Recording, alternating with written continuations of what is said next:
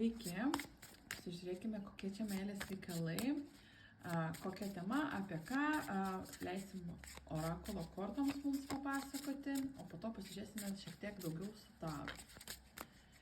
Tai ką mano žiūrovai nori pasakyti kortos, apie kokią situaciją šnekam.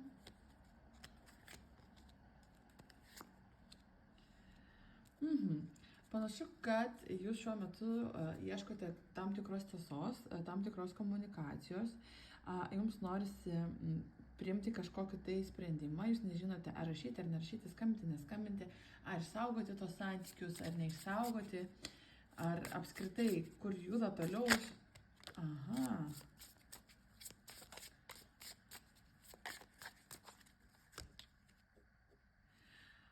Žodžiu, iš esmės jūs šiuo metu gyvenime siekite tam tikros meilės, jūs labai daug turite ir norite ją dalintis. Panašu, kad jūs nesate dabar kažkokiuose santykiuose, gali būti, kad su kažkuo bendraujate arba su kažkuo neseniai išsiskyrėte, gal turėjote kažkokią tai situaciją su tam tikru žmogumi ir dabar po tos situacijos jūs kažkaip pradėjote jaustis, kad esate nepakankamai geri, kad bijote eiti kažkokius pasimatymus, susipažinti su naujais žmonėmis. Jeigu susipažįstate su naujais žmonėmis, jums sudėtinga pilnai atsiverti, pasitikėti, kad tas žmogus tikrai su jumis nori bendrauti. Gali vis dėlto būti kažkokia tai situacija, kažkokia tai, nesakyčiau, kad santykiai, bet kažkoks ir šis simpatija ir jūs lyg laikotės užsikabinę už tos vietos, bet nežinote, ar judėti į priekį, susitikinėti su kažkuo nauju, ar laukti to žmogaus, jūs lyg norite kažkokios tiesos, norite išsiaiškinti kažką, bet esmė tame, kad jūs viduje turite labai daug meilės, kurią norite pasidalinti. Tai pasižiūrėkime taro, ką pasakys, ką jums reikėtų daryti, judėti į priekį, kas jūsų laukia. Nes dabar esate tokioje pozicijoje, kad norite meilę duoti, bet bijote kažką naujo sutikti, nes vis dar turite vilties dėl kažkokio žmogaus, kurį jau pažįstate, arba kažkokio ryšio, kurį turėjote.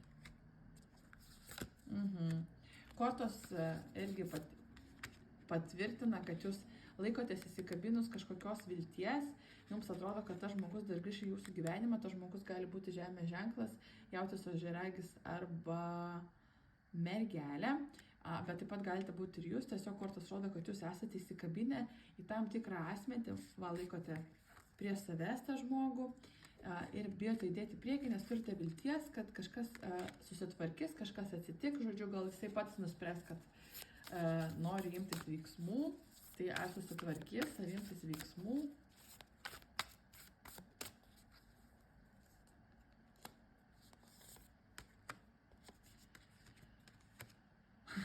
Imsis veiksmų, papasakos apie savo melus jums, žodžiu. Kortos rodo, kad tas žmogus buvo su jumis neatviras, su bet kokiu asmeniu, su kuriuo buvote neseniai santykiuose ar turėjęs kažkokį tai romaną. Kortos rodo, kad tas žmogus daug įdėjo darbo ir pastangų jums meluoti, jūs apgauti. Ir normalu, kad yra tas pasąmoningas noras, kad gauti kažkokią tiesą. Tai kortos rodo, kad tą tiesą jums jisai pasiūlys. Gerai, ir kas iš to, ko mums tada tikėtis?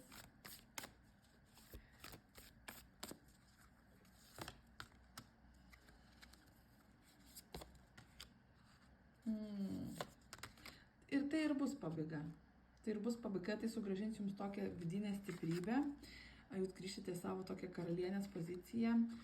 Monetų 9 rodo tiesiog žmogų, kuris žino savo vertę. Ir jums reikia tos pabaigos, tos kažkokios to aiškumo, kad jūs galėtumėte sakyti, klausyk, man niekada tokio žmogus nereikėjo, aš esu verta daugiau, tu man turėjai pasiūlyti daugiau. Ir grįš jūsų toks pasitikėjimas savimi. Tai vis dėlto ta kažkokia informacija nauja, kažkokia tiesa jums susigrąžins jūsų pasitikėjimą savimi. Ir tada atsiras vėl noras kažkur eiti, su kažkuo susitikti, su kažkuo bendrauti. Ir atsiras naujas žmogus. Žiūrėkite, apačioje jūs krentate kaip monetų karalienė, labai daug žemės ženklo, jautis ožiaragis mergelė. Kaip bebūtų, kortos rodo, kad tas žmogus, su kuriuo jūs jau bendravote ir buvote, nėra jums skirtas, reikėtų jį paleisti.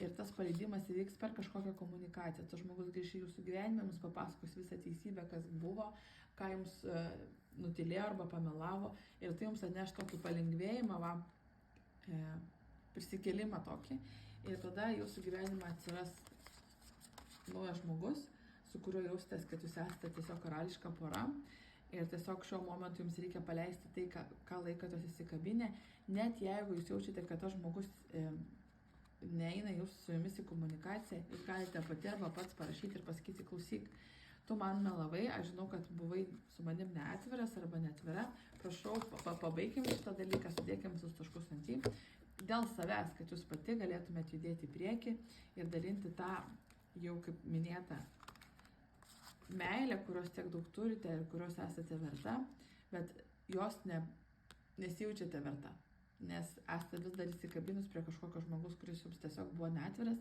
arba jums melavo. Sėkmės!